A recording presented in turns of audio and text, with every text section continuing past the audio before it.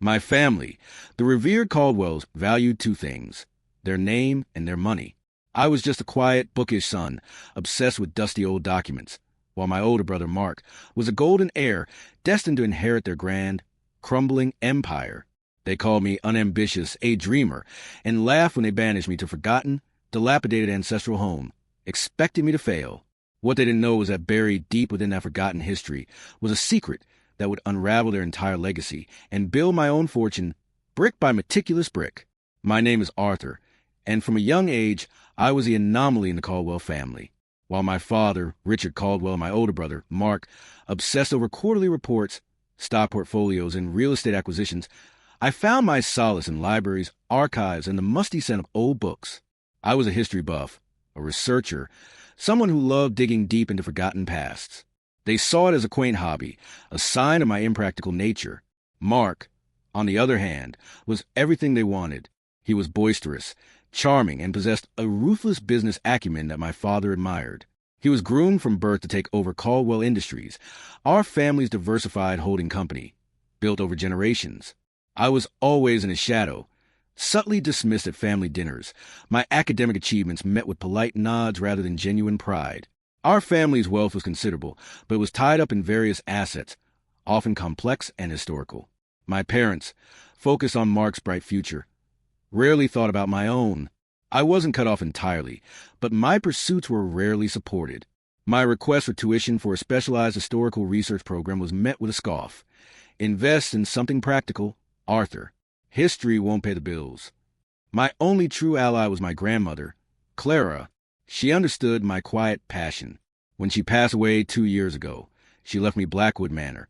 Her will stipulated that the sprawling, centuries-old estate, her cherished summer home, would be left solely to me. On her deathbed, her voice a frail whisper, she'd looked at me, her eyes filled with a knowing glint. Blackwood Manor, she'd said, has secrets the others are too blind to see. Arthur, only you have the eyes for them. Her words were a puzzle, a final gift that no one else understood. Blackwood Manor was a local legend, rumored to be haunted and notoriously expensive to maintain. It was picturesque but dilapidated, a true money pit. My father and Mark were furious about grandmother's will. Arthur, my father lectured, that place is a drain. It's a relic. You should sell it to Mark for a nominal sum, and we can develop the surrounding land. It's the sensible thing to do. Mark, with a condescending smile, added, It's barely worth anything more than scrap now, little brother. Let me take it off your hands before it bankrupts you. I refused, not out of stubbornness, but because of grandmother's words and a gut feeling. They reluctantly conceded, convinced I'd soon come begging for financial help when the upkeep costs became too much. They made it clear that this was my inheritance. The rest of the family estate would go to Mark. Over the next few years, their mistreatment escalated. My career as an archival researcher wasn't bringing in millions, which they constantly reminded me of. Still playing with old papers, Arthur? Mark would sneer at family gatherings. Hope you got a good retirement plan for all that dusty knowledge. My parents constantly urged me to get a real job at Caldwell Industries, even suggesting a junior administrative role that was clearly beneath my qualifications, just to keep me under their thumb. I even once overheard my father dismiss me to a relative. He's a walking tax write-off, not a Caldwell, just an academic curiosity. Meanwhile, Blackwood Manor truly was a drain. The roof leaked, the wiring was ancient, and the grounds were overgrown. My family watched with smug satisfaction, expecting me to break. They thought they'd given me a worthless burden, a golden handcuff to keep me from ever truly succeeding independently. They actively tried to sabotage any minor ventures I attempted related to property, subtly spreading rumors that it was unstable or legally problematic to ensure I couldn't even sell to anyone else. The ultimate unforgivable act came when Caldwell Industries, desperate for new land for a massive development project, eyed the vast, undeveloped forest land bordering Blackwood Manor. It was strategically located, crucial for their expansion. My father and Mark approached me, not with an offer, but an ultimatum. Arthur, my father stated, his voice laced with menace, we need to acquire Blackwood Manor. You'll sell it to Mark for a token, some, say, $50,000. It's old, it's collapsing, it's doing nothing for you. Consider it your last chance to be part of the family. Refuse, and you're cut off. Completely. You'll never see a cent from the Caldwell Trust, and you'll be disowned. You'll never be part of our legacy. Mark smirked. It's charity, Arthur. Take the bone. You're not smart enough to hold on to anything valuable anyway. I looked at them, their faces etched with greed and disdain. They thought they had cornered me. They thought I was weak. But what they didn't know was that my years of playing with old papers had uncovered a secret that would rewrite the very history of our family and secure my future beyond their wildest comprehension. I walked out of that meeting not in despair, but with a cold, unwavering resolve.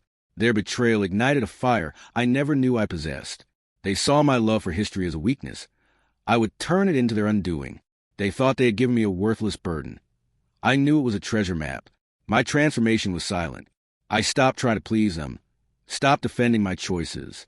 I focused all my energy on Blackwood Manor, but not on repairs. I plunged into its forgotten history. My secret skill was meticulous historical research, archival sleuthing, and almost obsessive attention to detail that the business-focused Caldwells would never possess. While they chased quarterly profits, I delved into centuries-old land deeds, colonial-era maps, forgotten legal documents, and local folk tales. It took me another 2 years. 2 years of living frugally, pouring every spare dollar and waking hour into historical societies, old county records, university libraries, and even engaging obscure genealogists and cartographers.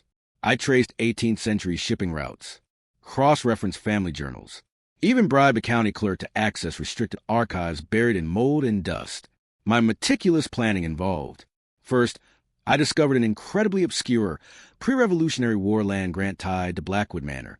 This grant, largely ignored for centuries and misunderstood in modern property law, contained a clause granting the owner of Blackwood Manor exclusive subterranean mineral rights extending far beyond the visible boundaries of the property, rights that predated any modern property divisions. Second, more specifically, my research, combined with discrete geological surveys I commissioned, revealed that the subterranean rights covered an enormous, untouched lithium deposit, enough to power a significant portion of the world's electric vehicle battery market for decades. The exact land Caldwell Industries was trying to develop for their expansion sat directly atop a critical portion of this deposit. Third, I partnered with an old university mentor, Professor Elena Rostova, who was an expert in arcane historical property law. She helped me validate the obscure grant and confirm that it was indeed legally binding and superior to any subsequent deeds the Caldwells held. Finally, through Professor Rostova's connections, I discreetly approached a major international mining conglomerate, Terra Lithium Corporation, which specialized in rare earth minerals. They were ecstatic. The lithium deposit was massive, pristine, and, thanks to the forgotten grant, entirely mine to lease or sell. We signed a preliminary, confidential agreement for an astronomical sum and a perpetual royalty. My family remained utterly oblivious. They saw me tinkering with old maps and books at Blackwood Manor, still assuming I was wallowing in my worthless inheritance. They saw my quiet life as a sign of defeat, not as the meticulous construction of an empire right under their noses.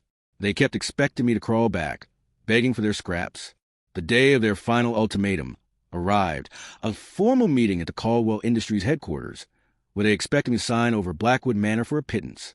My father and Mark sat across from me at the polished boardroom table, flanked by their corporate lawyers. Their faces were smug, already anticipating their victory. "Arthur," my father began, his voice condescending, "we've given you every chance. Sign these papers. Take the $50,000. It's over," Mark added. "You've had your fun playing Lord of the Manor, but now it's time for the adults to handle real business." I smiled, a slow, cold smile that wiped the smugness from their faces. "Father, Mark, gentlemen," I said, my voice calm and clear, "I appreciate your concern for my struggles, but I won't be signing these papers. Instead, I have some papers for you to review." I slid a thick folder across the table. It contained certified copies of the original colonial-era land grant, meticulously translated and notarized, geological survey reports confirming the vast lithium deposits, and a signed confidential preliminary agreement with Terra Lithium Corporation, detailing an upfront payment of $750 million of mineral rights, plus a 10% perpetual royalty on all future extraction. My father picked up the first document, his brow furrowed in confusion. "What is this? Some old nonsense." "That, father," I replied, "is a deed that grants the owner of Blackwood Manor exclusive mineral rights to everything beneath the land your new development project sits on and much, much more. Rights that predated any of your family's acquisitions." Mark snatched the geological report. His eyes widened as he saw the words lithium, multi-billion-dollar deposit, and the coordinates that clearly overlapped with their planned development. No, no, this isn't possible, he stammered, his face draining of color. The look on Mark's face was worth more than any royalty check. He wasn't just losing land. He was losing his birthright, the very future he believed was his. Then my father saw the Teralithium contract. His hand trembled as he read the numbers. $750 million? He choked out, his voice a disbelieving gasp. He didn't say a word after that. He just sat there, hands trembling, his carefully constructed legacy unraveling before his very eyes. Yes, I confirmed, and that's just the initial payment. The royalties alone will dwarf Caldwell Industries' annual profits for decades. While you were busy focusing on superficial property value, I was researching the true, hidden worth of my worthless inheritance. Their corporate lawyers, who had initially scoffed, were now frantically reviewing the documents, their faces growing paler by the second. They understood the legal implications. Caldwell Industries could not proceed with their development without my permission, and I now held the key to a resource that dwarfed their entire legacy. You did this? My father whispered, his voice full of horror I'd never heard from him before. You knew all along? You call me a failure, father. I said, my voice still calm, but with an underlying edge of steel. You said history wouldn't pay the bills. You dismissed my passion. But while you were busy counting surface profits, I was digging deeper. And what I found you completely overlooked.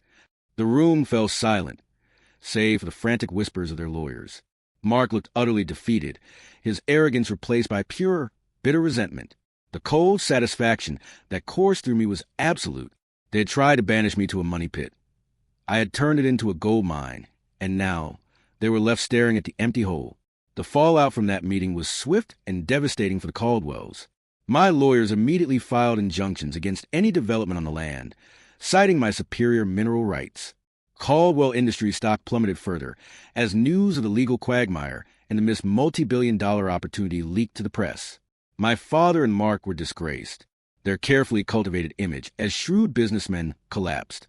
Investors lost faith, business partners distanced themselves, and their legacy became a cautionary tale of arrogance and oversight. They spent months in futile legal battles, racking up astronomical fees, only to continually lose, as my case was ironclad. They desperately tried to buy out my rights, offering increasingly ludicrous sums. But I simply smiled. It wasn't about the money anymore. As for me, the $750 million initial payment and the ongoing royalties from Teralithium Corporation meant I was independently wealthy beyond anything the Caldwells could ever aspire to. I didn't take over Caldwell Industries. I simply overshadowed it completely. My name became synonymous with quiet brilliance and unexpected triumph in the tech and finance world. I used a portion of my new fortune to establish the Clara Caldwell Historical Preservation Fund, dedicated to preserving forgotten historical sites and funding obscure research, a direct testament to my grandmother's belief in me, and a subtle dig at my family's dismissiveness. My life is now one of profound satisfaction. I continue my historical research, no longer for meager pay, but to truly explore the past. I prove that wealth isn't just about what you inherit or what you publicly flaunt. It's about what you uncover, what you build, and what you strategically control. Looking back, their ultimate act of trying to banish me to a worthless property was their greatest mistake. They pushed me into the very place where their undoing was buried. Sometimes, the coldest revenge isn't about destroying someone, but about building something so monumental that their entire existence becomes insignificant in comparison. What would you have done if your own family constantly mocked and dismissed your passions, only to hand you the key to their downfall? Do you think my father and brother got what they deserved? Let me know your thoughts in the comment below. I'd love to hear your take on this story of quiet brilliance leading to ultimate justice. And if you enjoyed this tale of a family's arrogance leading to their ultimate downfall, make sure to subscribe to Stories Served Cold for more accounts of those who dare to betray, only to find justice waiting, served ice cold. Until next time, remember, the quiet ones are often the most dangerous.